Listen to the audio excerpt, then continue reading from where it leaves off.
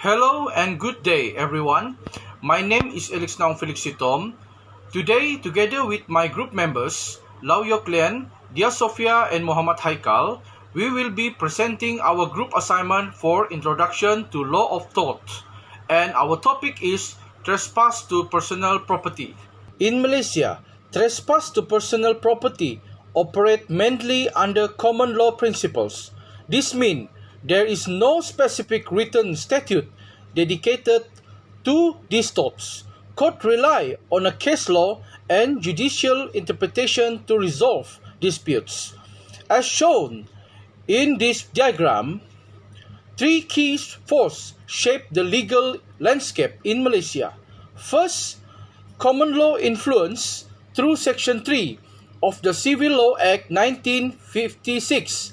Malaysian Court adopt English common law principles as a guiding framework. Decisions from English Court carry strong persuasive authority before Malaysian tribunals. Second, statutory gaps and overlaps. There is no standalone torts of trespass to personal property in Malaysia.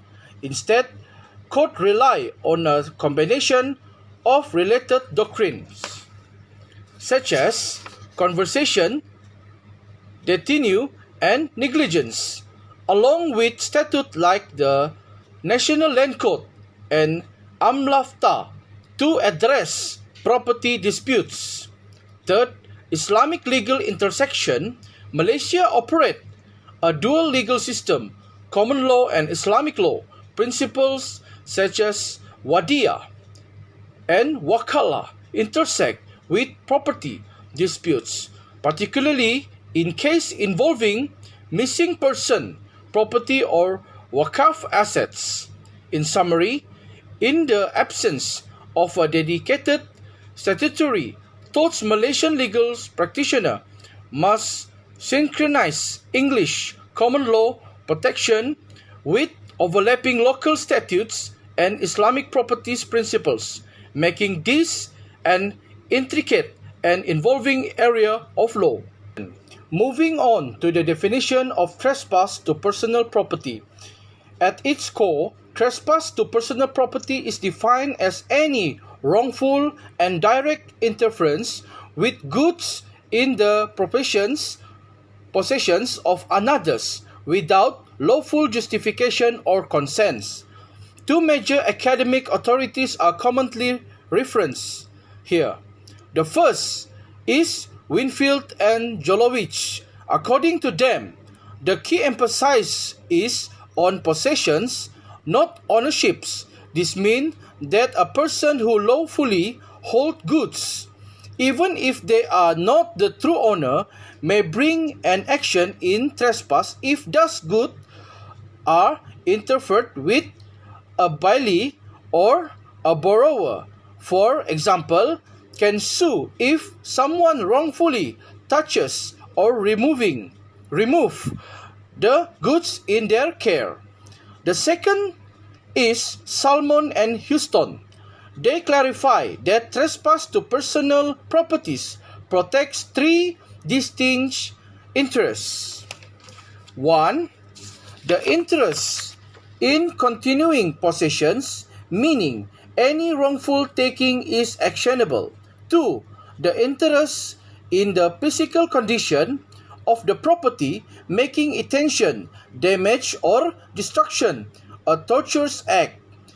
Three, the interest in freedom from any interference whatsoever, even something as a minor as temporarily moving goods from one place to another without permissions, may be sufficient to establish liability.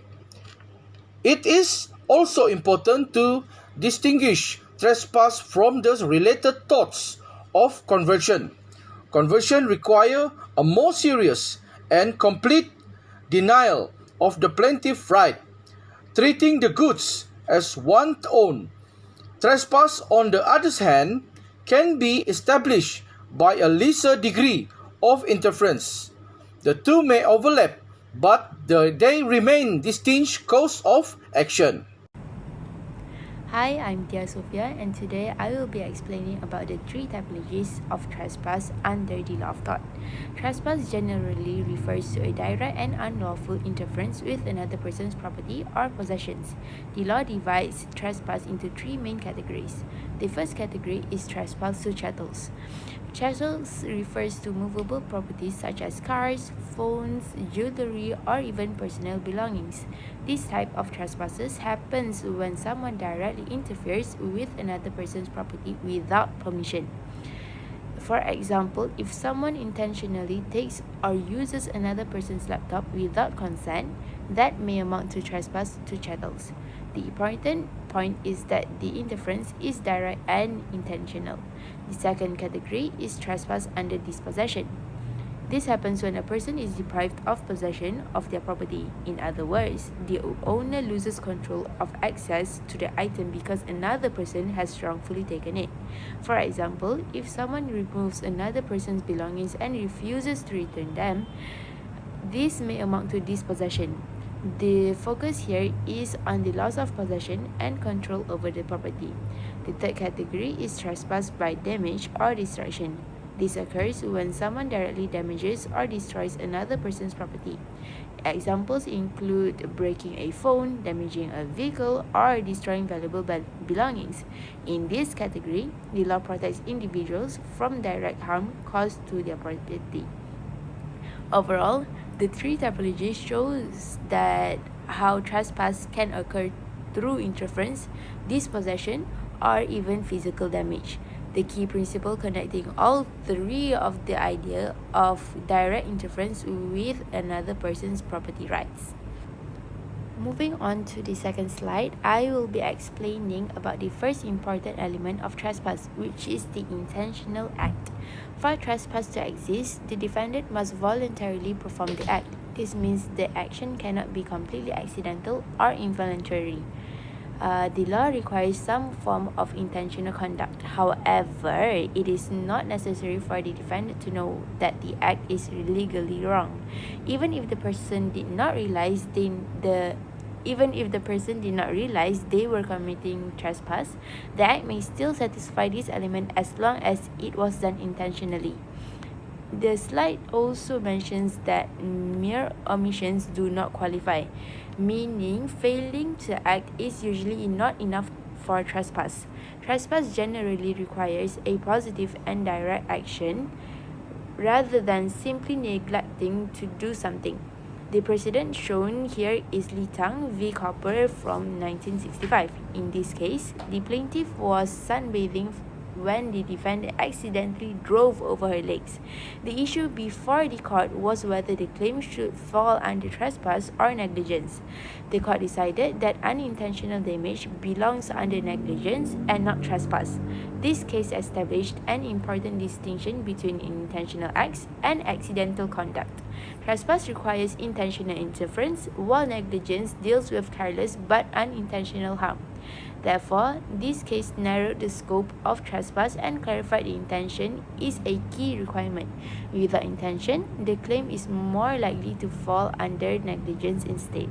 Now, I will move to the second most important element of trespass, which is the directness requirement. Trespass requires direct interference. This means that the defendant's action must directly cause the interference or harm without too many intervening steps. On the left side of the slide, as you can see, the concept of direct interference. These represent situations where a person directly interferes with another person's property. In these situations, the law recognizes the action as trespass because the interference is immediate and direct. On the left side, this slide explains indirect consequences. Here, the harm occurs after some delay or through an indirect chain of events. In such situations, the claim is usually classified under negligence or an action on the case instead of trespass. This distinction is important because trespass focuses on direct acts, while negligence deals more with indirect consequences and lack of reasonable care. The precedent mentioned is Kirk v. Gregory from 1876. In this case, a sister-in-law moved the deceased person's jewelry to another room in order to protect it. However, the jewelry was later stolen. The court held that even though her intention was good, the act of moving the jewelry was still considered a direct and unauthorized interference. Therefore, it amounted to trespass. This case demonstrates that good intentions do not necessarily remove liability for trespass. What matters is whether there was direct interference with another person's property without lawful justification. In conclusion, the directness requirements help distinguish trespass from negligence. Direct interference falls under trespass, while indirect and consequential harm is usually handled under negligence. Thank you. That will be all from me. I will be passing the slide to my other teammates.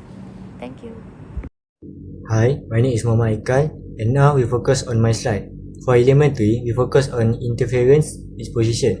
The key rule here is that the plaintiff might have actual physical control of the property, along with the intention to exercise that control at the time the interference occurs. This means that even if someone is the legal owner, they cannot sue unless they are in possession of the property. In contrast, a non-owner who has possession can bring a claim.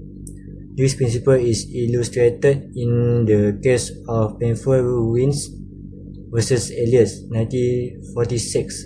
In this case, although Painful owned the bottles, they did not have immediate possession because the goods were in the hand of a bailee. The court held that without actual possession at the time of interference, Painful could not succeed in their claim. So the takeaway is possession, not ownership, is the key requirement in this element. Next, we move to element 4, which is actionable per se. This means that the law protects possessory right as something valuable on its own. In cases of trespass, the plaintiff is not required to prove actual financial loss or physical damage, as long as there is a direct and intentional interference. That alone is sufficient to establish liability. Even if no real damage is suffered, the plaintiff can still claim nominal damage, which symbolically recognizes that their rights have been violated.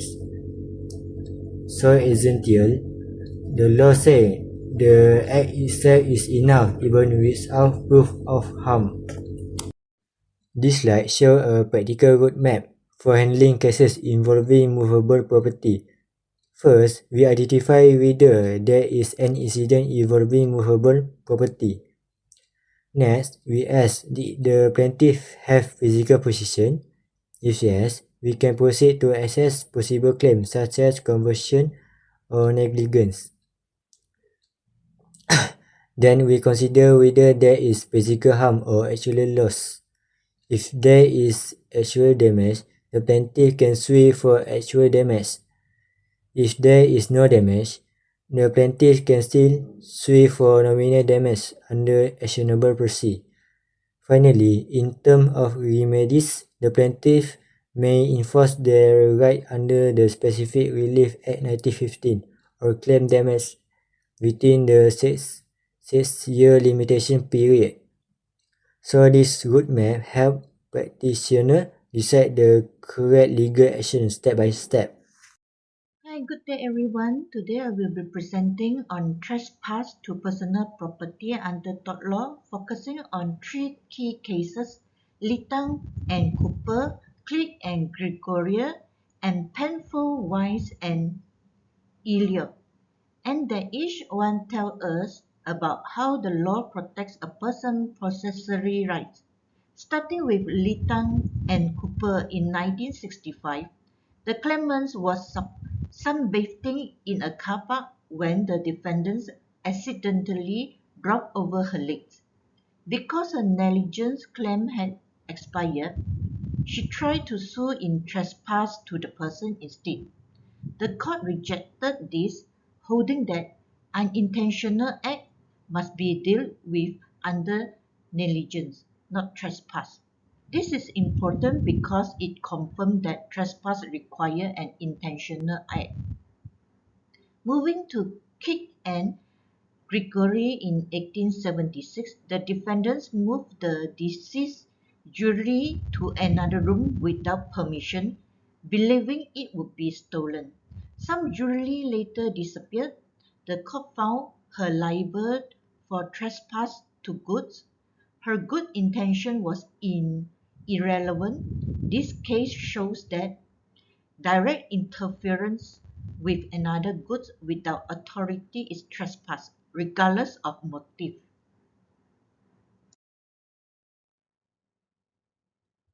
Penfold, Weiss and Eliot in 1946, the defendants refilled branded bottles belonging to Penfolds and tried to resell them. The High Court of Australia clarified that to succeed in trespass to goods, the plaintiff must show actual possession at the time of interference. Ownership alone is not enough. These three cases together define the boundary of trespass to personal property. The key elements are an intentional act, a direct interference, and possession by the plaintiff at the time. In Malaysia, these English common law principles are received under the Civil Law Act 1956, making trespass to personal property a vital and relevant area of our legal system today. To conclude, this presentation was built upon a comprehensive review of legal authorities and academic literature. As we can see on this final slide, our research drew from a diverse range of 15 primary academic sources, which include 3 foundational textbooks and 2 specialized book chapters covering the law of tort and property rights. 8 peer-reviewed journal articles that provided contemporary insights into Malaysian law, digital assets, and environmental negligence.